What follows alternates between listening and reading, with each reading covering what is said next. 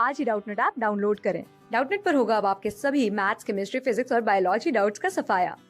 बस अपने क्वेश्चन की फोटो खींचो, उसे क्रॉप करो और तुरंत वीडियो सोल्यूशन पाओ। Download now. हाय फ्रेंड्स, तो आज जो क्वेश्चन हमारे पास है उसमें हमें एक चार्ज पार्टिकल गिवन है जिसका स्पेसिफिक चार्ज हमको दे रखा है। स्पेसिफिक चार्ज मतलब चार्ज अपॉन मास का जो रेशियो है वो हमें यहाँ पे गिवन है। चार्ज अपॉन मास का रेशियो एज एल्फा हमको यहाँ पे गिवन है। तो Q by m is equal to alpha हम यहाँ पे जानते हैं और उसको एक ओरिजिन से रिलीज़ करते हैं at time t is equal to 0 और उसकी वेलोसिटी है v नॉट आई कंपोनेंट और j कंपोनेंट दोनों के साथ में।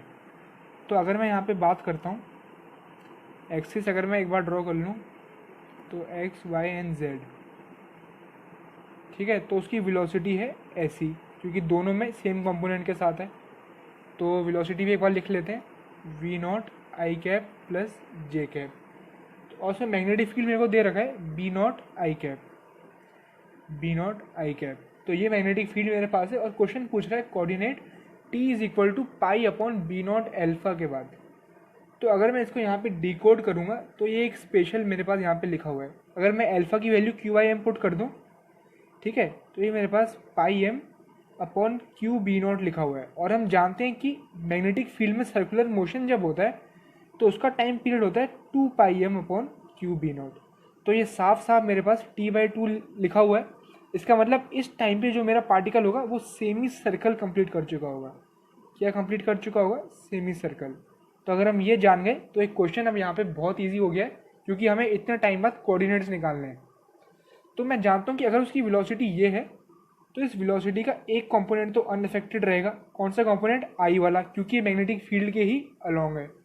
तो अगर मैं यहाँ पे बात करूँ, डिस्टेंस मुझे निकालना है, कोऑर्डिनेट्स निकालने हैं, तो x के अलोंग कोऑर्डिनेट्स तो मैं डायरेक्टली निकाल सकता हूँ अगर मैं इस वेलोसिटी को इस टाइम से मल्टीप्लाई कर दूँ, क्योंकि x पे कोई रोटेशन नहीं हो रहा है, कोई डायरेक्शन का चेंज नहीं हो रहा है, ये वाली वेलोसिटी चेंज होगी नहीं। तो x कोऑर्डिनेट अगर मैं लिखूँ तो वो सिंपली मेरे पास हो जाएगा v नॉट इंटू टाइम, और ये मेरे पास दे देगा यहाँ पे v naught pi upon B naught alpha. तो v naught pi upon B naught alpha अगर मेरे पास आ गया तो देखा जाए तो ऑप्शन वाइज तो क्वेश्चन यहीं पे सॉल्व हो गया है, क्योंकि सिर्फ ऑप्शन डी में ही एक्स कोऑर्डिनेट ऐसा है।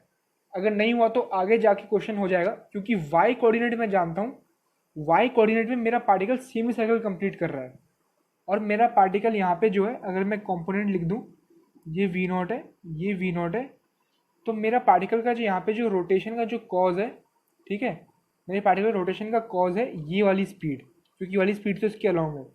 तो मेरा पार्टिकल ऐसे घूम रहा है, ठीक है, माइनस जेड एक्सिस में जाके सेमी सर्कल कंप्लीट कर दिया पार्टिकल ने। तो एक तो जेड का ये वाला कोऑर्डिनेट आएगा, और वाई कोऑर्डिनेट पे हम नोटिस कर रहे हैं कि पार्टिकल ने जहाँ से स्टार्ट किया था ये वापस वाई इज इक्वल टू 0 पे आ गया है ना, क्योंकि सेमी सर्कल कंप्लीट किया है। तो सेमी सर्कल मतलब ओरिजिन से अगर स्टार्ट किया था तो आधा सर्कल यानी 180 डिग्री घूम के ये वापस यहाँ पे जेड एक्सिस पे ही आ गया है।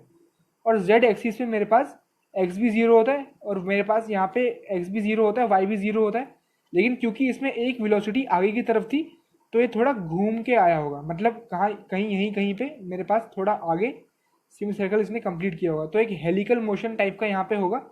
लेकिन बात अगर मैं करूँ इस प्लेन, सिर्फ मुझे वाई वेलोसिटी से मतलब है, तो वाई वेलोसिटी तो वापस आके मेरी एक्स जेड प्लेन पे ही रुक जा रही है, ठीक है, एक्स जेड प्लेन पे ही इसका मोशन खत्म हो रहा है।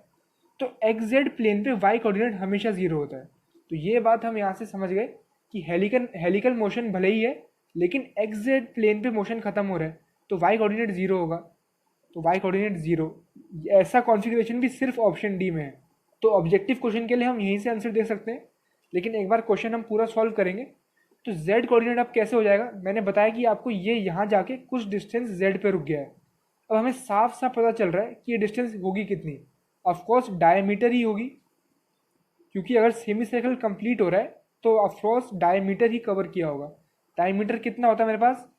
2 इंटू रेडियस, और रेडियस सर्कुलर मोशन में मुझे पता है, रेडियस जो मुझे पता है वो कितने फॉर्मूले से गिवन है?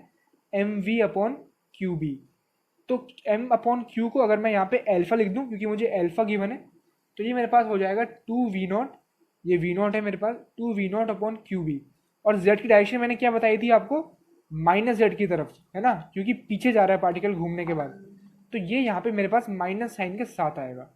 तो हमने एक क्वेश्चन यहाँ पे इजीली अब सॉल्व कर लिया है। तो क्वेश्चन सॉल्व करके मैं फाइनल आंसर लिख दूँ। फाइनल आंसर हमारा वही है जो ऑप्शन डी में लिखा हुआ है, जैसे हम पहले डिस्कस कर चुके हैं। तो ये मेरे पास फाइनल कोऑर्डिनेट्स होंगे and option D is the correct answer for this question. Class 6 से 12 से लेके नीट, IIT, JEE मेंस और एडवांस के लेवल तक 10 मिलियन से ज्यादा स्टूडेंट्स का भरोसा। आज ही डाउनलोड करें डाउटनेट ऐप या व्हाट्सएप कीजिए अपने डाउट्स 8400 400 400 पर।